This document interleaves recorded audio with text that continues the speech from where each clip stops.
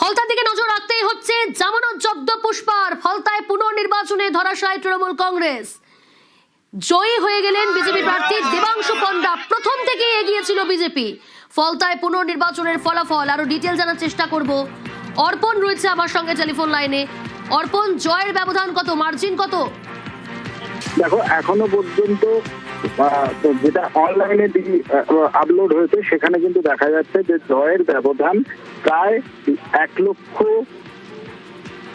এখনো পর্যন্ত ওয়েবসাইটে কিন্তু সেই ফল এখনো পর্যন্ত দেওয়া হয়নি। যেখানে বারে বারে বলছিল যে লক্ষাধিক ভোটে জিতবে, সেখানে 1,03,000 ভোটে এগিয়ে রয়েছেন এখনো পর্যন্ত ওয়েবসাইটে আপলোড হয়েছে ইলেকশন কমিশনের। এই যে লক্ষ্যমাত্রা, শুভেন্দু অধিকারী নিজে তিনি বলে গিয়েছিলেন যে লক্ষাধিক ভোটে তারা জিতবেন, সেই লক্ষ্যমাত্রায় কিন্তু ঠিক হলো। এবং সকাল থেকে তুমি যেটা বলছিলে যে বিজেপি কর্মীরা তারা যেটা জানাচ্ছিলেন যে জয়ের তারা উল্লাস করছেন, অর্থাৎ এলাকায় যে মানুষজন তারা যে জয়ের স্বাদ পেয়েছেন, নির্বাচন প্রক্রিয়া সম্পূর্ণ হওয়ার পর তারা জানিয়েছিলেন যে স্বাধীনভাবে তারা ভোট দিয়েছেন।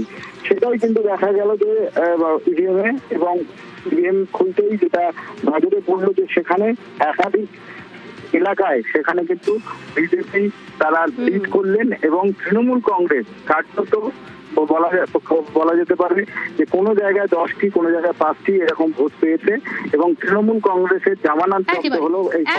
একেবারে অর্পণ, আপনাদের আরো একবার জানিয়ে রাখি, প্রথম থেকে এগিয়ে ছিল বিজেপি। ফলতায় জামানত জব্দ পুষ্পার। পুনর্নির্বাচনে জয়ী বিজেপি প্রার্থী দেবাংশু পণ্ডা। মিষ্টিমুখ, আবির খেলায় সেলিব্রেশন।